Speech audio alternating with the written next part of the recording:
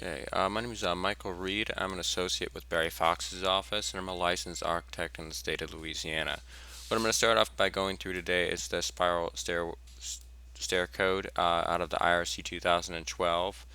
And what I'm referring to here is the R311.7.10.1 spiral stairways. Spiral stairways are permitted provided the minimum clear width at and below the handrail shall be 26 inches, with each tread having 7.5 inches minimum tread depth at 12 inches from the narrower edge.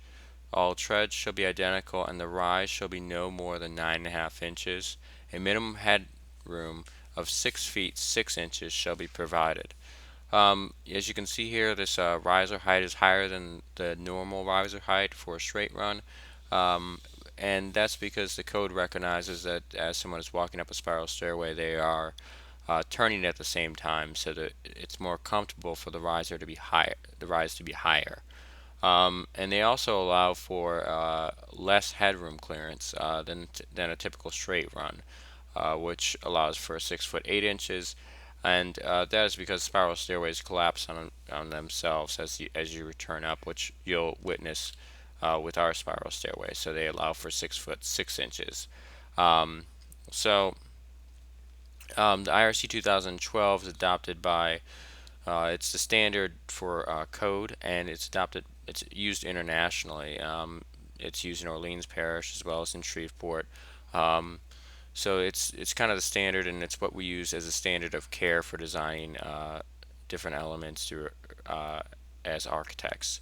So the next thing I'm going to get into is our option number one, which what we're going to go ahead and do is open up option one and take a look at it. I'm basically going to start off by spinning you around the stairway itself and showing you the headroom clearance that we have.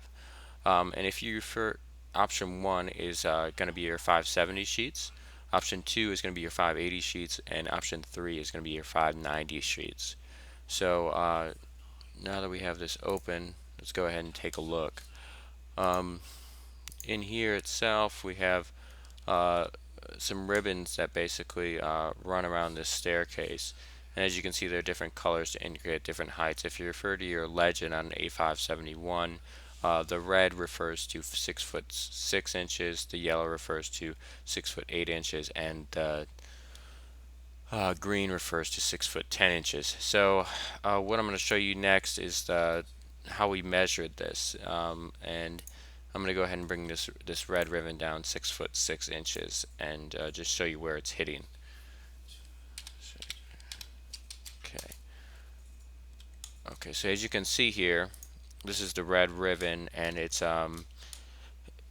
running around. This is the ground floor, and then it's connecting up here, and it's going from nosing to nosing. And as you notice here, we have the one edge of it wrapping around the outside, and then we have the other edge of it wrapping around from the center to the center of the tread itself. So and that's actually, this center part is where the actual head height is measured from, and which makes sense because technically that's, where you're walking up the staircase, that's where your head will be at the center of the staircase as you walk up. And so by code, that's where they measure the head height for a spiral staircase.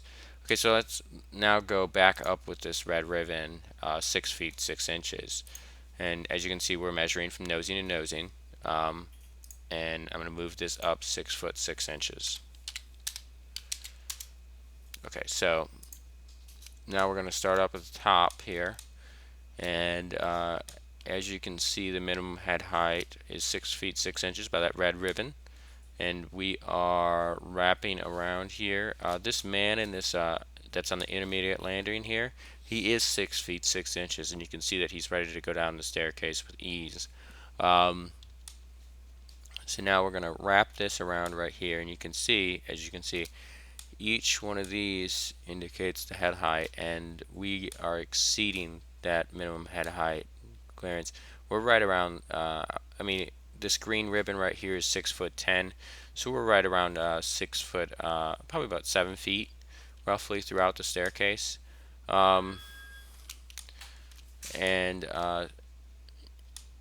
so we're going to show you the handrail here. This brown indicates the a 3-foot handrail, and as you can see, it wraps around the outside of here. And the advantage here is that we go a little bit above the window according to our measurements, but the handrail can actually be in between 34 to 38 inches by code, so that gives us a little bit of wiggle room here to get that handrail below the actual window. Okay, so next, let's move on to option 2. Option 2, like I said earlier, that's going to be in your 580 sheets. And let's just open this up. And the same rules are going to apply again. We're going to have the same. We're going to have the same ribbons again. The head heights still are the same. The red is 6'6", yellow is 6'8", and then 6'10" for the green. So I'm just going to go ahead and show you this staircase. If you remember correctly, with stairway 1, this is 11, and 11 was sitting directly underneath 20. So what we did was we rotated 11, which is about what I consider the second half of the staircase. So we rotated 11 23.5 degrees, and we did that accordingly with all the rest of these treads. And as you can see, we gained more head height between 11 and 20 here, the edge of 20, which is landing 20. So this is option 2, and I'm just going to go ahead and spin this around again. And as you can see, we're right around that yellow ribbon, which is the 6 feet 8 inches, and so we're right there.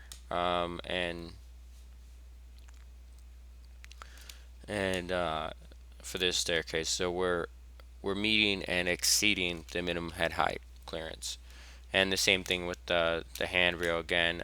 Fortunately, the handrail is at 3 feet, so now it actually at 3 feet it goes below the window, so that's kind of a nice thing. Okay, so next we're going to go ahead and get into. Let me actually show you this before we get into option 3, which I believe is the best option. I'm going to show you the treads. Now we reuse the treads that were already cut for the stair, and we use those for option 1, option 2, and option 3. These treads have a 9.5 inch rise. The actual dimension 1 foot out is 10 inches from the center, and that's exceeding the code quite a bit, which allows for 7.5 inches at this point. So we're 2.5 inches out, 2.5 inches above the code minimum at this point, and then at the center line we have 1 foot 1.5 inches. So that's a lot of stepping room. If you think about a person with a size 12 shoe, they're roughly 12 inches. Their shoe is going to be 12 inches. So that's quite a bit of space to step. Okay, so now we're going to go into option 3, which I believe to be the best option. And option 3 is kind of an intermediate in between option 1 and option 2. It's basically, remember how I was talking about how we switched from option 1 to option 2, and we rotated that 11 so it wasn't directly underneath 20, landing 20 here.